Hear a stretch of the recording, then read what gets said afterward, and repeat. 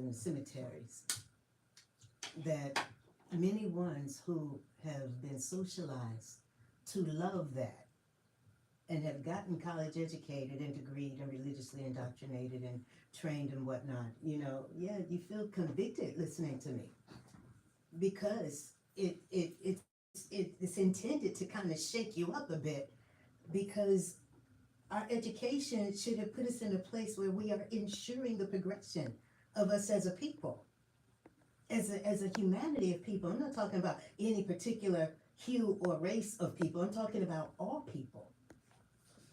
But when the people are not advocating for the right of all beings to have the right to their lives, as if we are not going to suffer the consequences of the violence and the subjugation of other ones, but we have been socialized and supported by the religions to practice this thing called speciesism, where man has been given dominion over all other things or all other species or whatever, and basically can do whatever you want to do with them.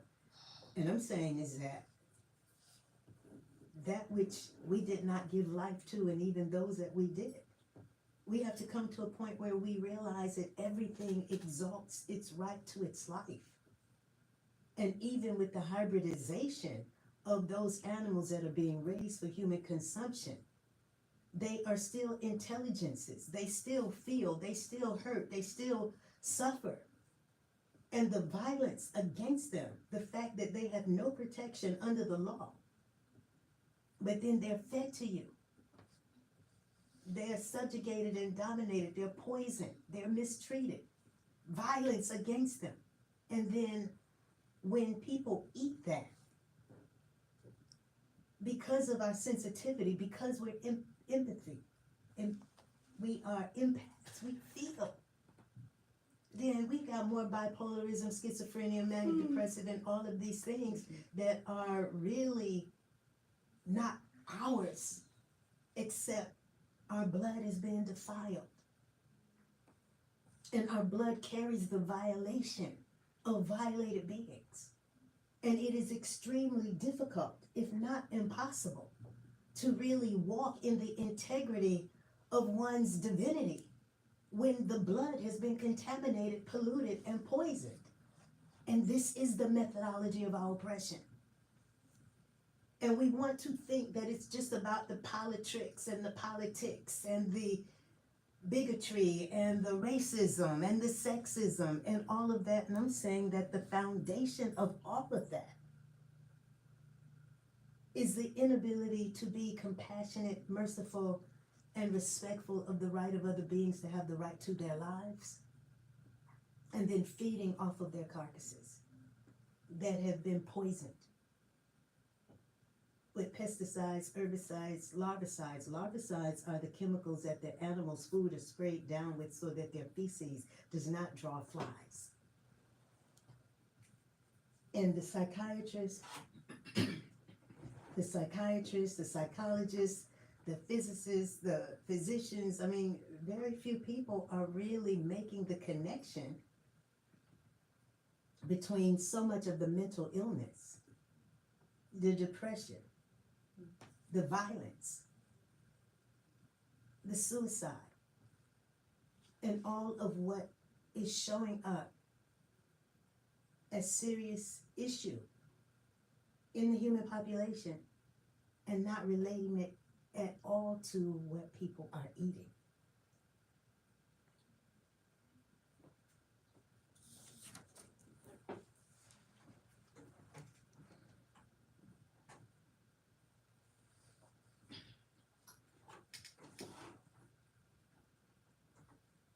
And so as a woman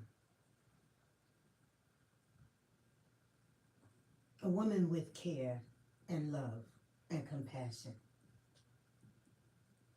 and one who has been knocking and asking and seeking to have an understanding as to what is wrong in this realm, and to be able to do something about it, not just to be able to criticize it, but to realize the choices that we can make and what we can do differently in our own best interest, so that we are no longer on these high blood pressure meds and all of the things that are undermining the capacity that we have for fulfillment in our living.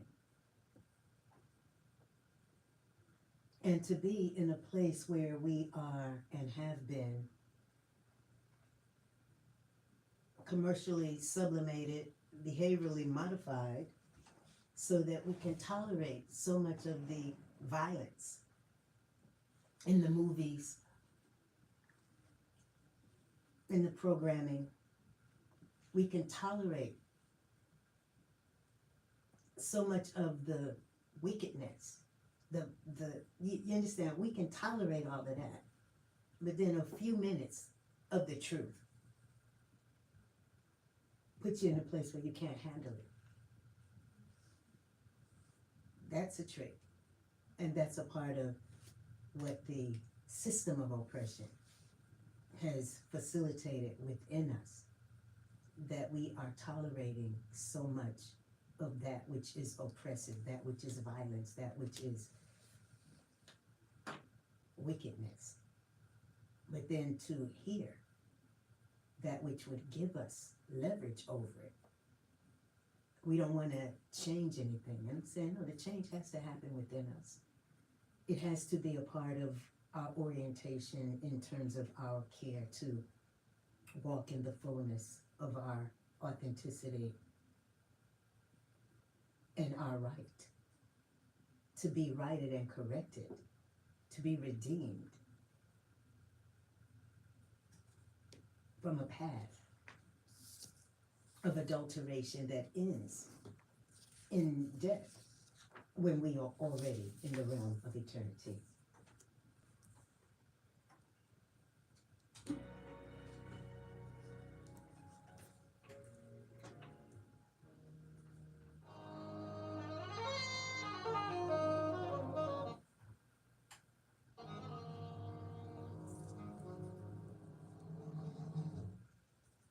Funding for this program is made possible by listeners like you and the following sponsors. The Atlanta Jazz Festival returns to Piedmont Park, sponsored by Design Essentials, Memorial Day weekend from May 24th through May 26th. This year's lineup includes Marsha Ambrosius, Derek Hodge, Robbie Coltrane, Andromeda Torre, Russell Gunn, and Black Hawk Quintet, Charles McPherson, Diane Reeves, and Joe Granston and his big band. For more information, the website is atljazzfest.com.